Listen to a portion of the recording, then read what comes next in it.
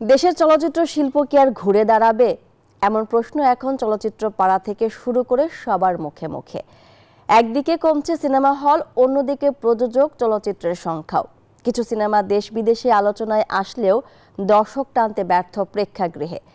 এমন বাস্তবতায় চলচ্চিত্র সংশ্লিষ্টরা বলছেন, নীতিমালা সহজ করে যৌথ প্রযোজনার সিনেমা নির্মাণ এখন সময়ের দাবি। বিস্তারিত জানাচ্ছেন ফাতেমা কাউসার। সিনেমা হলে গত ঈদে এমন চিত্র দেখা গিয়েছিল শাকিব খানের তুফান সিনেমার জন্য, যা সিনে সংশ্লিষ্টদের কপালের চিন্তার ভাঁজ কিছুটা কমিয়েছে। কিন্তু তারপর আসেনি কোনো ব্যবসা সফল সিনেমা। লগ্নিকৃত টাকা ফেরত না আসার শঙ্কায় ঈদ ছাড়া সিনেমা মুক্তি দিতে নারাজ প্রযোজকরা। উৎসববিহীন সময়ে সিনেমা না থাকায় দীর্ঘদিন থেকে হল মালিকরা বলছেন সিনেমা আমদানির। তাদের দাবির প্রেক্ষিতে সিনেমা আমদানি হলেও মেলেনি সুফল।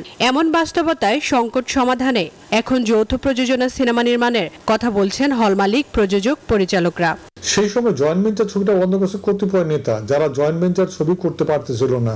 এমন কিছু নীতিমালা দিচ্ছে যার ফলে জয়েন্ট ভেঞ্চার করাটা সম্ভব না। ইউ কান্ট ডিক্টেট হলিউডকে আপনি বলতে পারেন না যে এখানে এসে 50% শুটিং করতে হবে। নো, তো ইন্ডিয়াকে আমরা কথা বলতেছি যে এখানে 50% করতে হবে, 50% আর্টিস্ট নিতে হবে, এভরিথিং টেকনিশিয়ান।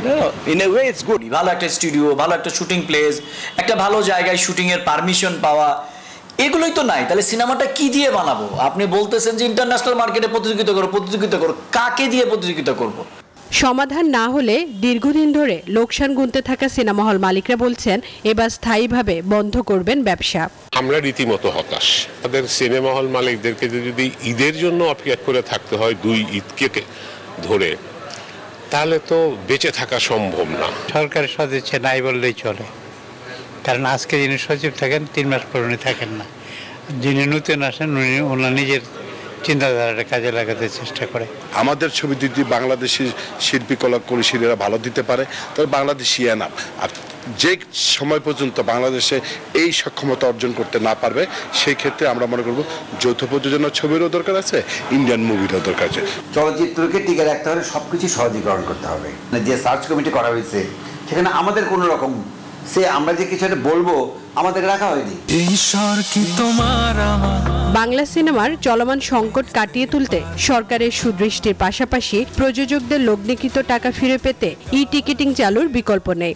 সেই সাথে সরকারি উদ্যোগে সিনেমা নির্মাণ, সিনেপ্লেক্স নির্মাণ শুরু করতে হবে বলে মনে করেন চলচ্চিত্র সংশ্লিষ্টরা। ফাতেমা কাউসার, নিউজ 24, ঢাকা।